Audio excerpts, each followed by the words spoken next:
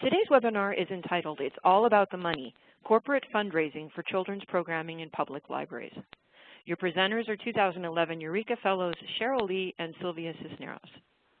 I'm now happy to introduce Cheryl and Sylvia. Hello everyone, my name is Sylvia Cisneros and I'm a senior librarian from Santa Ana Public Library.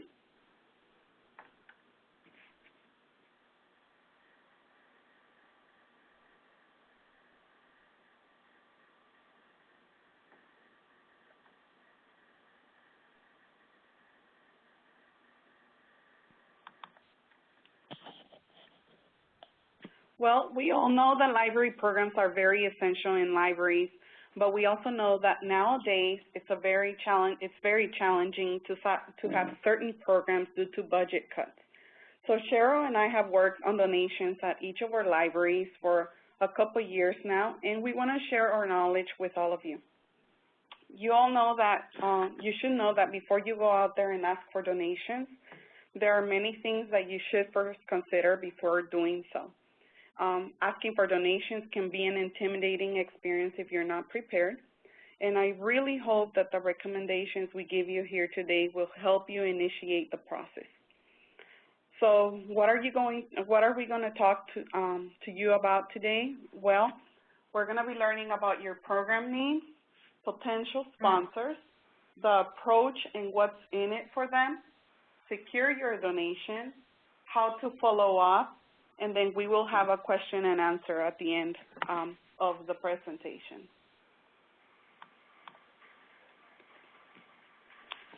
So the first thing that you want to do before you go out there and ask for a donation is to think about your program needs.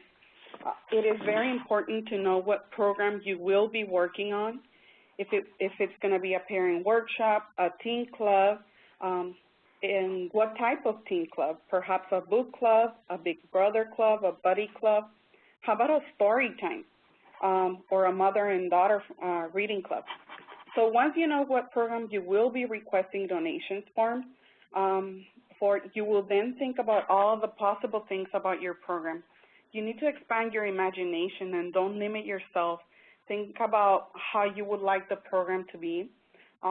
It's very important to know what ethnic group you're going to be serving through your program. Is it Hispanic, Asian?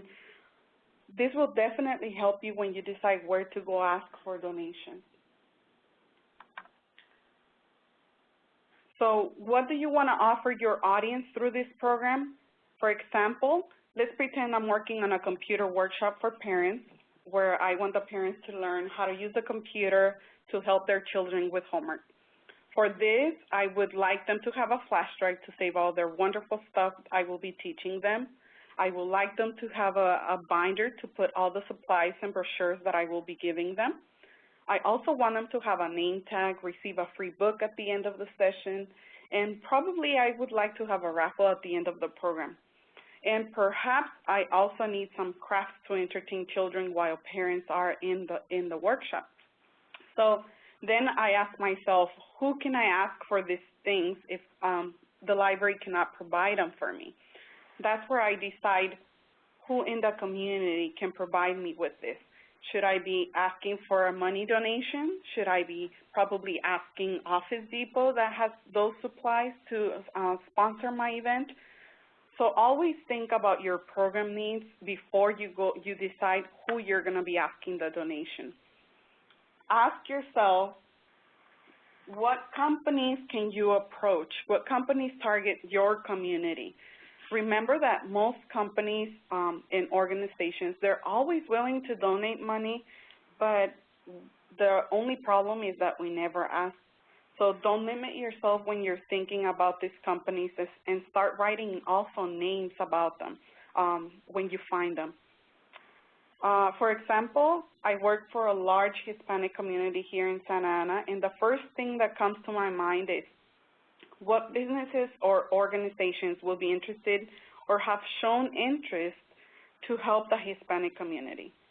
Mexican restaurants, for example, can probably help me by donating food or snacks for an end of a program celebration.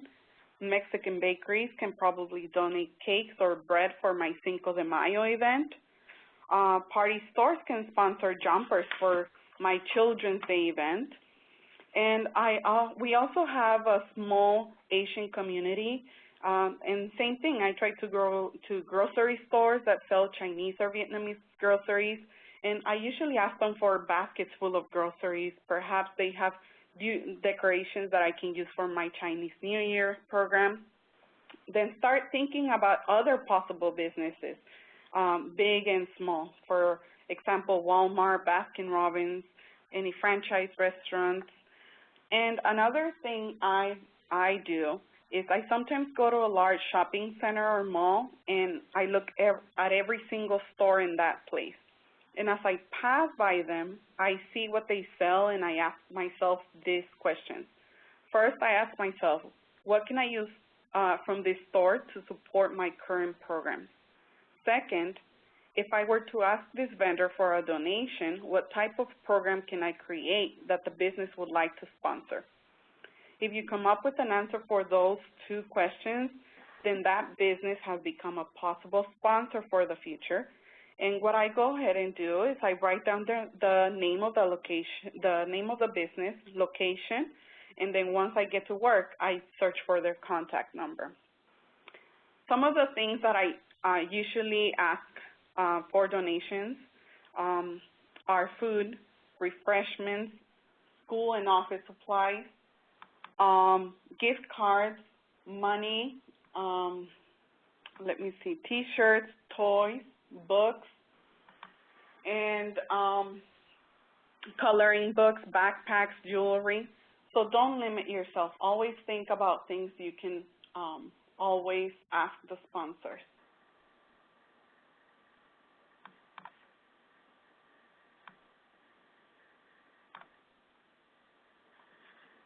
So hi, my name is Cheryl, and I'm a senior children's librarian at the Palo Alto City Library. Sylvia talked about your program needs, and I'll talk about your potential sponsors. Remember, when you're doing potential sponsors, remember to be brave. You can ask any company for a potential donation. And so the worst that could happen is they say no. The more times they say no, the more times they're looking for a way to say yes. So here's a list of typical sponsors that you would normally find in a public library. And then on the other side, I put a list of atypical sponsors that maybe you might not have thought of, or maybe you might want to try in the future. For example, we had our downtown library reopening, and one of our performers was performing out on the street. We needed comfortable seating outside, but we didn't have enough chairs. We thought it would be a great idea to put carpet squares and have the kids sit outside. So I went to my phone, I called our local carpet company, and they were able to provide us with 20 carpet squares. And also, I do want to add that you might want to choose a sponsor that may be not typically known in a public library, because the more chances is that they'll say yes. And here are the types of donations that you might find in a public library: money, food, services, gift cards. And then on the other side are some unusual donated items that I have gotten for some of the programs: employees, carpet squares, hangers, toothpaste, toothbrushes, skateboards, and autographed items. Remember, if you need it for a program, ask for it. The worst thing that they can say is no. It is important to stay organized, as it is a key component to getting sponsors. Remembering names of people you've spoken to can increase your chances of getting a donation. Also, it helps for future donations as you establish and maintain relationships with businesses. Organization was extremely helpful when we were soliciting food trucks to come to our Lunar New Year event. Unfortunately, the Children's Library has no restaurants within a mile radius, and I had an idea that food trucks were a way to keep people from leaving our half-day extravaganza. I had contacted 16 food trucks, and the food truck info and names were getting all blurred in my mind. So as you can see on this slide, here's the sample list of all the food trucks I had contacted. And This helped me stay organized, and so as you can see, I had 6 food trucks that actually came through. And in fact, after the event, I had 2 people asking me for my list of food trucks for various events in the neighborhood, including a wedding and a preschool carnival. Organization was key in securing a donation for the library's back-to-school swap. I had really become a fan of vintage stores and clothing swaps, and I thought it would be really cool if we could swap backpacks, school supplies, and kids' clothes right before the kids go back to school in the library. I wanted to partner up with the local department store because I needed mannequins, hangers, and raffle prizes. So I approached Macy's and Nordstrom's, and they had really strict donation policies, and you have to approach them at least years in advance to get a donation. So I contacted Kohl's department store and spoke to the retail manager, and she was really excited to work with us. She was happy to provide hangers, a $25 gift card, and she actually said that she might possibly provide staff on that day, and I was extremely excited. So here's another photo of the back-to-school swap. Now, when you're dealing with small versus big companies, there's a huge difference. Small companies are easier to approach as you'll get more yeses. However, I find that when you ask them for stuff, they just give you what you asked. For example, a local mom and pop, maybe school supply store, you ask them for 20 pencils for a writing program. They'll give you 20 pencils. Big companies are like gambling. A small investment, a small call can turn into big rewards. You will more often get no as an answer, but if you get a yes, it's like hitting the jackpot. Why? Because if you ask for something, usually they'll provide you with more stuff than you asked. For example, if you go to a big box retailer like Office Depot and you ask them for 20 pencils, they'll probably give you 40 pencils, 40 notebooks, and a whole bunch of other stuff that you may have never even thought of for your program. If you scratch my back, I'll scratch yours. If you have done an outreach event for an organization, make sure to go back to them and ask them for a donation. For an example, as you can see the picture, I went to the YMCA Healthy Kids Day event, and they had asked the library to have a library booth with bookmarks and stickers to promote the library. Then in return, 6 months later, I went to the same manager and asked him if he could have a booth at our downtown library reopening. Of course he said yes, and provided an integral part of entertainment outside with face painting, basketball, and finger painting. Another example is Whole Foods wanted us to do a story time at their Halloween program in their parking lot. And from that, I established a relationship with their marketing manager. And so 8 months later, I had asked them to donate 2 sheet cakes to celebrate our reopening event. And those were the sheet cakes, and those had a retail value of over $100. So I'm going to turn the presentation over to Sylvia, and she will talk about the most important part about approaching businesses is basically what's in it for them and how to secure your donation. Okay, so now that you have done some research and you know what program you want the vendors to sponsor, you have a clear idea what you want to provide to your participants in the library. So now it's time to go ahead and ask. There are several ways you can ask for a donation. It could be by email, by mail, from a friend of a friend, phone calls, and then face-to-face. You will probably try a combination of all these or come up with ideas of your own because each business may need a different approach, but I will give you some examples from each one. You will often find companies that require you to send your request by email or just require you to fill out an electronic form. When I request by email, I just send in a formal letter just like I would do by mail. If they require you to fill out a form online, then all they ask for is your organization information, a brief description of what you will be doing, And if you were requesting your donation this way, your description must be very detailed and powerful. Try to include statistics, things that you know will motivate the company to donate what you need. I have an example here when I went to Target and requested a donation. Target is now accepting requests for donations, but they only accept via online. So they do have a form online, and that's the only way you can actually go ahead and request from them. If you're going to be doing a request by mail, when you sit down to write your letter, try to personalize it as much as you can. For example, address each donor by name and start out conversationally as if it were any other friendly letter. Then talk about your program or event that you're working on, explain the event, mention your personal reasons for doing that event or program. What will the children benefit from your program? Don't make the letter too long, but just long enough to inspire them. You want your enthusiasm to be contagious.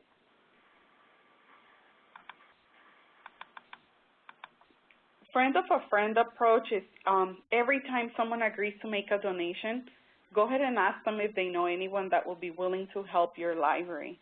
You will be surprised how many people you can meet through your friends, or ask them to forward your information to a friend. This way you can reach more people you don't even know. Ask your spouse to take donation forms to their jobs. Ask your friends to give donation forms to the relatives. It's a great way to spread the word of mouth, and you can definitely multiply your donation. There will be some days when you won't be able to ask in person and you really want to have quick responses, then you go ahead and make a phone call. You pick up the phone and just start talking, introduce yourself, tell them where you're calling from, and a quick start talking about your program, ask for your donation. It's very similar to a face-to-face, but make sure you leave a moment of silence afterward and let the person consider the gift and answer you. And last, we have the face-to-face, and although I have tried all the options that I just talked about, I always prefer to do my requests in person. This has been more efficient for me until now. For my face-to-face, it's very important that you always dress professional. I always, when I go and do my face-to-face, I always try to have some already made letters where it explains the program that I'm doing, what is it that we are requesting for donations, and then inside those letters, I do include my business cards. It's very important to do so because there will be some people that will say, yes, I can donate something to you, but they still need to submit a letter that explains the whole program that they're supporting to their administration offices. So it's very important that you still provide a business card in there. I also prepare myself with flyers of the program that I'm doing with the dates, and if I have done the program previously, in previous years, I do take pictures to prove to them that it has been a successful event. So make yourself ready to answer basic questions. You want to speak with the owner, supervisor, or head of customer service. Sometimes stores have an assigned marketing person that works specifically with donations. So once you get into the store, ask who the person in charge of the business is at that time, and they will usually lead you to that person. So how do you open the conversation when you are about to ask for the donation? Well, you want to establish a relationship and remind them about the community that you're serving.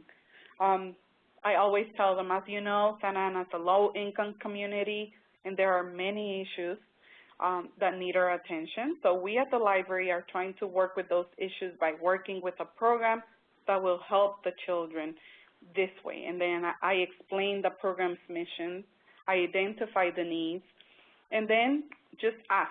capture their heart and mind, and it really, really helps when they see you talking about your program with excitement. You want to get them excited about your program as well. Then find different angles on why they should work with you. Will it be for advertising exposure for their business or just goodwill to the community? It's very important that when you promise something to them, that you do not promise something you or your library can't provide the business. One example I can share with all of you is when I was looking for a donation for one of our summer reading programs, I went to a furniture store, and I asked to speak with the manager, and while the person went to look for her, I started looking at what they had in the store. By the time the manager arrived, I already had in mind what I was going to request. So I introduced myself. I made sure it was a good time for me to be there, and I knew it was because she invited me to her office at that time. This was perfect for me because on our way there, I started praising her store. So I said, "Wow, Carla, I have never been here, and I just realized you have so many nice things in this furniture store.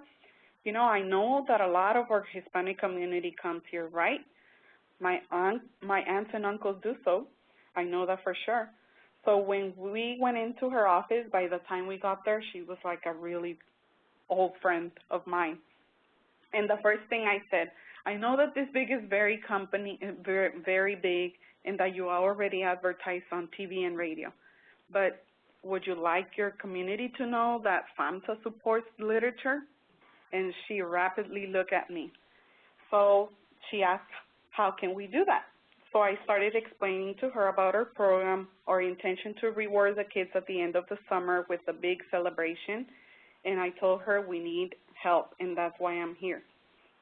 She asked how she could help me, and at this moment, I was thinking, ask big. If she gives you something, it might be smaller than what I asked for, but it's still going to be good. So when I told her, I just said, "Well, maybe you can help us with something small like a bike or a toaster or a microwave, because we also have parents reading during summer. But if you really want to stand out as one of our main sponsors, well, maybe you can provide us with a computer or a TV, even a refrigerator." Well, the best thing out of all this is that during that time, I came about with, she provided me with a computer, a bike, and best of all, she became my Storytime sponsor for an entire year, where she provided me with a gift on a monthly basis for the families that would attend Storytime all month long. But what did I promise to her, and why did she give me all this? Well, I just told her, "You know what? If you give me this, I'm going to be able to provide coupons of your store to all of the people that register in our program. When they come and register, we will provide them with a coupon." She loved that idea because I gave her statistics that proved that we have over 1,000 people signing up during summer reading. I also told her that she was going to be able to present the grand prize award to the children during our big celebration, where more than 600 people attend. And last, I told her that we were going to promote their store in all of our library flyers, our internet. So she really, really liked that idea. So please don't promise things that you will not be able to provide them with. I do have additional tips for when you do a face-to-face. So some of them are, don't focus on the request. Remember, your organization is not at that center at that time. Create a dialogue, not a monologue, and that means don't just talk about your organization. Listen to what they have to say. They might give you some ideas. Be aware of body language. It's very important. If it seems like it is the wrong time to be asking for a donation, then just let them know that you will be back. And then have a target amount in mind. Very important to know what you're specifically asking for. And ask as high as you can. It never hurts. Ask as high as you can, and you will be surprised what you can get out of that. one thing I was able to do is I sometimes put myself some goals. I have done this, the fundraising goal of 200 with businesses, and now I'm planning to do the following, and I challenge you to do it along with me. So let's say you have a fundraising goal of $200, and $200 never hurt for a library, right? So go ahead and put your own gift. Ask your significant other for a gift. Ask your boss for a gift. Ask 2 coworkers for a gift, or if you have more coworkers, ask them for $5 each. Ask 2 friends for a gift, your neighbor, and a relative. If you ask all these individuals for $25, then you've raised $225, and you have exceeded your fundraising goal. So we're sure you can think of more people to ask. So let's go ahead and try it, and let me know how it went, okay? So you have now you went and asked for a donation, and how about if all these attempts fail? You did everything you could and still couldn't get a donation. How do you feel with rejection? Remember, just because one company says no, it doesn't mean that they will all say no. Don't make it personal, very important. And we don't know in what situation the business is standing on, so don't feel bad when they say no. Maybe they have other charities on mind already. I found this quote that it says, an objection is not a rejection, it's simply a request for more information. So like I said before, try to be as prepared as possible. Sometimes the business probably just needed more information about your program. So just think about that. And now I'm going to pass it over to Cheryl.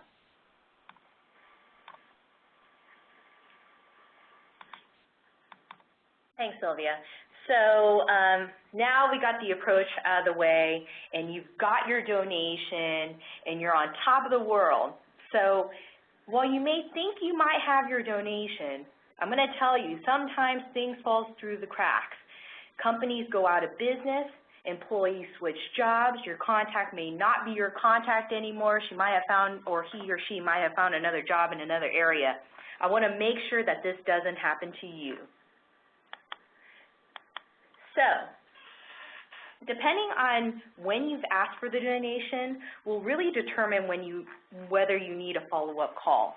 If you ask them at least 2 weeks in advance, I would make a call a week ahead to make sure that they'll follow through on their request. However, if you call maybe just a day before or 2 days before, I wouldn't call again. Make sure you fill out all the necessary forms.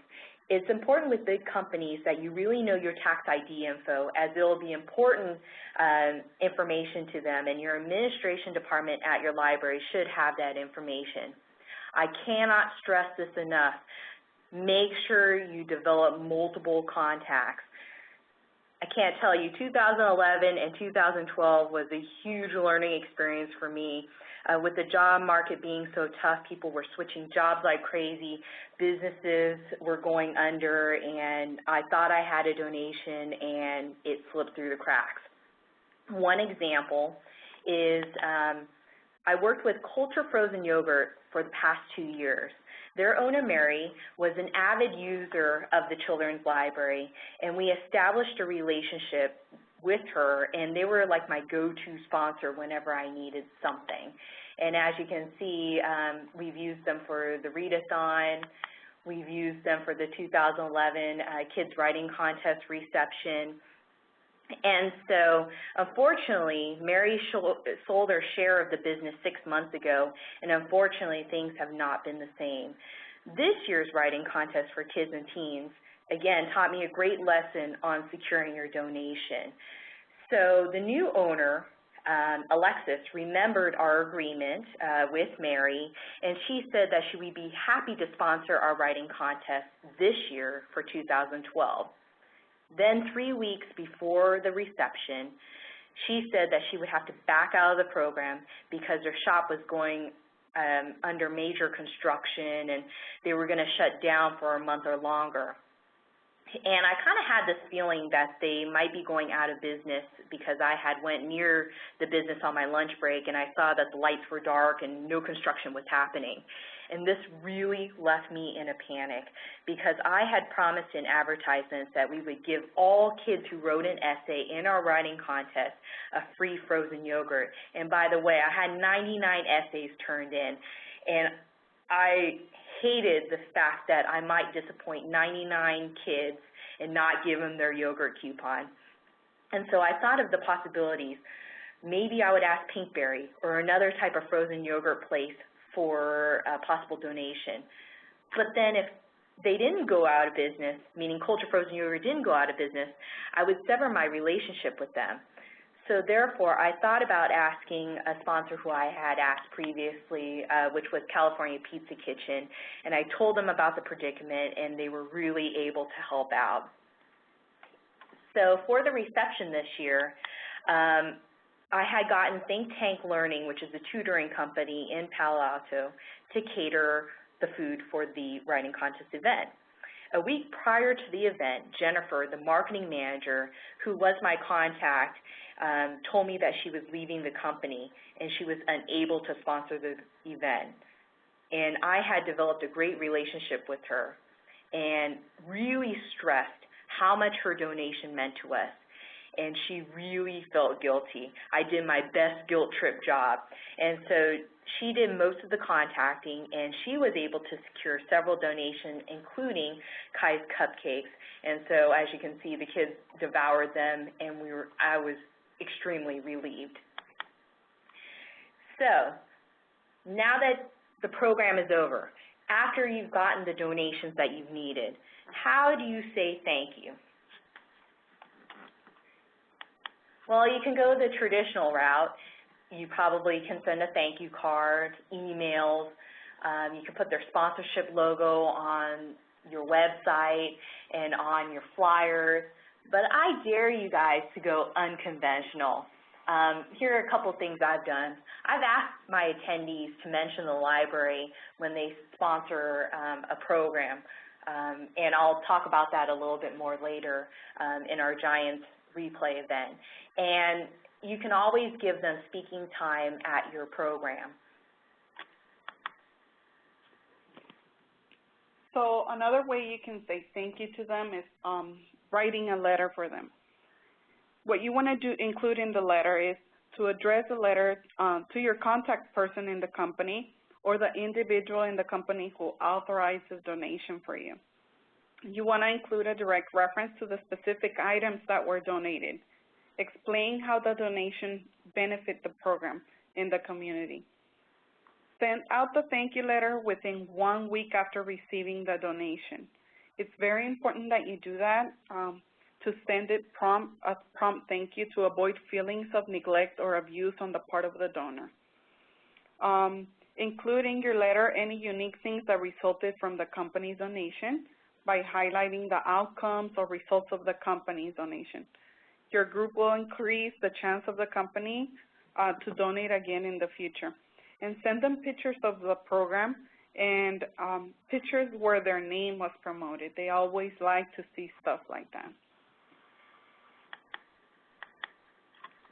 So one example that ties everything together is the Giants Replay Day was one of my favorite programs.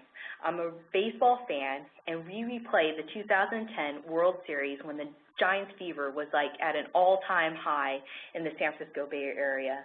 I called the Giants dugout and asked if they could donate a few items like keychains, bobbleheads. The general manager referred me to the San Francisco Giants organization. And after a couple phone calls, I was able to get in touch with the assistant buyer for the San Francisco Giants. I asked her if she could donate a few items, maybe keychain, bumper sticker, bobbleheads. And she said that she would have to talk to her manager and she'll see what they can do. 2 weeks later, in my inbox, I was so shocked. I received an email and she said that she was able to donate not only the bobbleheads and the keychains, but a $50 gift card to the Giants dugout, skateboard, 3 hats, 5 books, calendars, and an Aubrey Huff autographed baseball, which was a retail value of $150. I literally hit the jackpot. Then, what is the Giants program without having garlic fries? So I asked Gordon Biersch Brewery if they were willing to donate fries for the program, and they said yes. Nobody would think to ask a brewery for a kids program, but it actually worked. In fact, I told the audience to thank Andy, the general manager from Gordon Biersch. And when I emailed to thank him, he had told me that several families from the program came in to thank him in person, and he was really touched. So then he called me a week later and asked if the Children's Library would be interested in being his featured charity for their Fest Beer Brewing Party, which they have seasonally. And they usually pick a organization, a nonprofit, to benefit from the raffle. And at the library, we never turn down free money. So we raised $900 at that event, and that money was used to fund other programs. And actually, just today, I had found out that Gordon Biersch might be sponsoring another raffle for us as well, but I have to double check on that. And there I am with the $900 check. I love checks. So how often do you ask a sponsor to donate? Honestly, I would say keep asking them until they say no. I would say the frequency for me, on average, is probably around twice a year. However, it really depends on your relationship that you have with your sponsor or your company.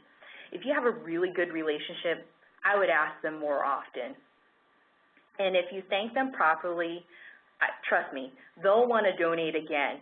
They receive business from their advertisement at the library. Remember, you may capture an audience that they may not necessarily reach, as public libraries are here to serve all. And if you have any questions for us, I already see that we have 2 questions in the Q&A. But if you want to reach us offline, here's our contact information. Sylvia and I are always welcome to answer questions or to chat about some of the programs that we've done previously and how we can help you guys obtain some free money or free goods or free loot for your program.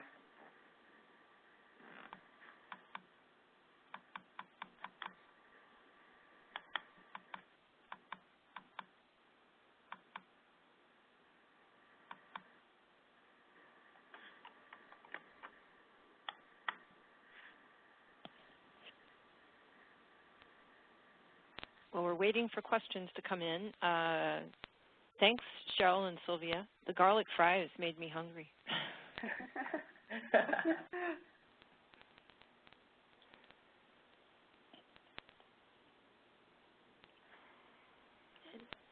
Any questions? We'll give everybody a minute or, oh, here we go. Are you guys seeing the questions? I am. Okay. Okay, so Beverly says, is there any way to call in reception? No, that's not. Oh. Go to text chat. Do you ever have issues around conflict of interest? Okay. I'm still trying to find. It's in text chat.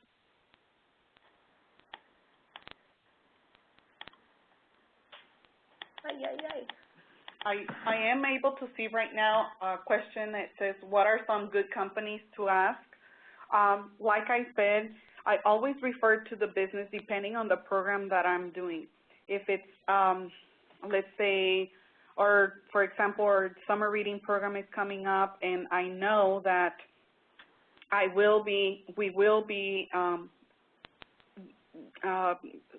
giving prizes, grand prizes to the children at the end of the program celebration. So I do go for organizations that I know can donate toys, bikes. One of the biggest organizations that they're very good, and every year they sponsor us, is Walmart. They do have a marketing person in charge, and I usually ask Walmart 2 times during the year, and they're usually very good. Let me see, what other companies? ice cream companies, franchise restaurants, they will always give you food coupons or food certificates. I do ask small companies. I think most of my donations come from small companies. And right now, I can tell you that State Farm Insurance, it's my biggest sponsor for all of my events. And like Cheryl was saying, if you have established a very good relationship with someone, you can keep asking. Or right now, I do have a very good relationship with the real estate State Farm Insurance person, and she actually comes up to me and she tells me what is next, what program is next. And she has, when I was talking about friend-to-friend communication, she has actually introduced me to so many people in the community that I never thought I was ever going to ask donations from. So even stores where they sell paint, anything, all these stores, they do set money aside to sponsor programs. And when you talk to them about children programs and something that is going to be helping the community, they're always willing to help. I'm going to try to tackle Tessa's question. Issues with conflict of interest. I've never dealt with that. I mean, maybe Sylvia has, but honestly, here in Palo Alto, it's pretty much free game, fair play.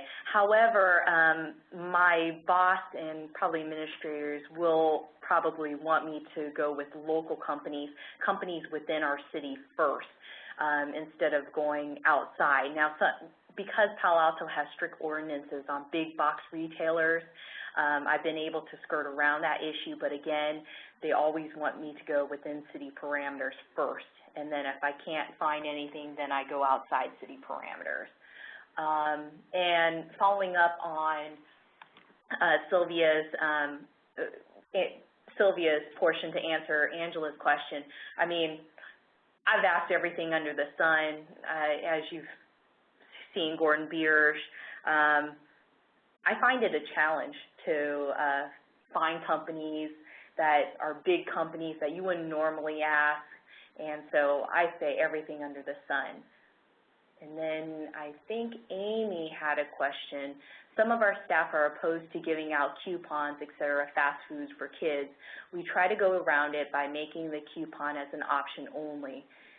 Did any of you have the same issue? I haven't had an issue with staff opposed to giving out coupons, but I don't know, Sylvia, what do you think? I have. Our director last year noticed that we were giving out hamburger coupons, and so he asked if it was possible for us to get something healthier. So we went ahead and asked McDonald's, just the same franchise restaurants, McDonald's, Carl's Jr., and they did tell us that they can provide us with certificates for a healthier meal, which is a salad and sliced apples for the children. So, yeah, we've had that problem, and but the restaurants are always willing to work with us some way or the other. It hasn't been much of an issue, though. Okay, and then I see Janet's question. How about competing events that are sponsored by the library? What do panel members suggest we do to make sure that we don't go for the same too often? I can't tell you, you know, again, Culture Frozen Yogurt was like my go-to, and it was so funny. The kids go, frozen yogurt again? And then so I started getting different sponsors, and but I tell the kids, hey, you know what, you can give it to your friend and you'll make a new friend by giving it to them. But usually I have a repertoire of around 5 of them that are my go-tos most often. But yeah, I mean, I do get that. Kids do say that. Let's see. Any other questions I don't see any other questions. And we do use our Library Foundation and our Friends of the Palo Alto Library, but we're kind of a little bit different in Palo Alto because our Friends of the Library organization only wants us to submit a request for program funding once a year. That's why we have to go to corporate sponsors, because sometimes we come up with great ideas on the fly and we really want to implement them, but then we didn't request the money at the beginning of the fiscal year, and it's already towards the end of the fiscal year and we've already spent all of our money. So that's where corporate donors were really important in getting funding for some of these off-the-fly programs.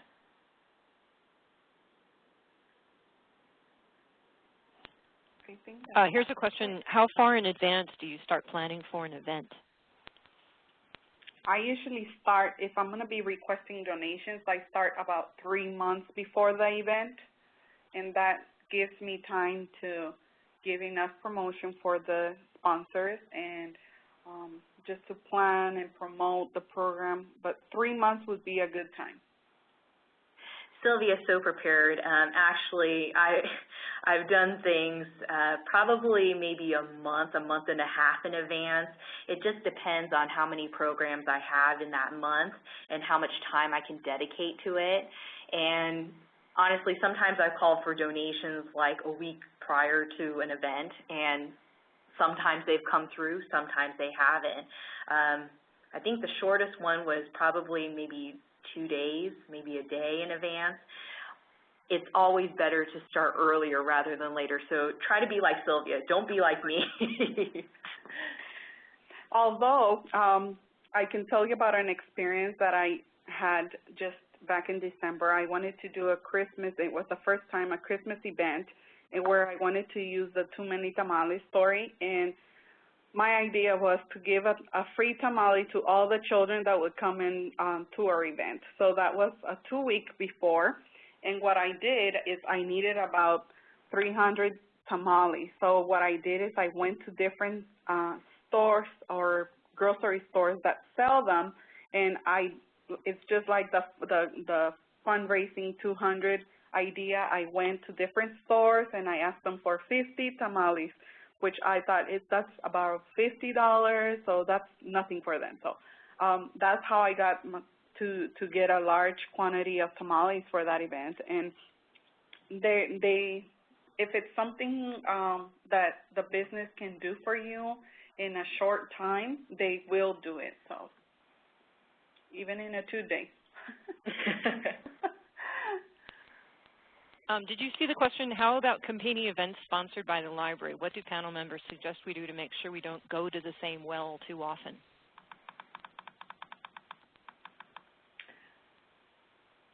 I think, go ahead, Sylvia. Okay. Well, in our library, I know that I've gotten together, for example, with our adult services department, and they do have their own sponsors. So we usually get together, and I do tell them, you know what, I am working now with these people. Is this a sponsor that, or event, or a business that has helped you before? And then if they say no, we try not to get into each other's businesses or sponsors. So it hasn't been a problem for us. We use adult services in our library. They have their own sponsors, businesses they work with, and at Children's we have our own already as well. So it hasn't been an issue for us. Cheryl, do you have any? I think for us, as far as adult, teen, and kids, I usually try to spread the wealth. So if I have a contact, I usually will contact them. For example, like the summer reading program. We do kids, teen, and adult. And so last year, I helped the teen program get yogurt coupons for their program, and so I try to help them out as much as possible. So I guess I'm kind of the go-to corporate sponsor kind of person, I guess. I mean, a lot of other staff members do that as well, but we try to be good as far as not going to the same place. I think we need to become more organized about that now that we have a lot of departments that are asking for donations. So, yeah, that's something that we're kind of working on now. That's all the questions I see right now. So I would like to thank Sylvia and Cheryl for a very informative webinar, and thank you all for attending, and to remind you that this will be archived, and that as you, when you exit and leave the event today, you'll be taken to a page where there's a survey and also a link to the certificate of attendance. So I'd like to thank you all again and see you at the next webinar.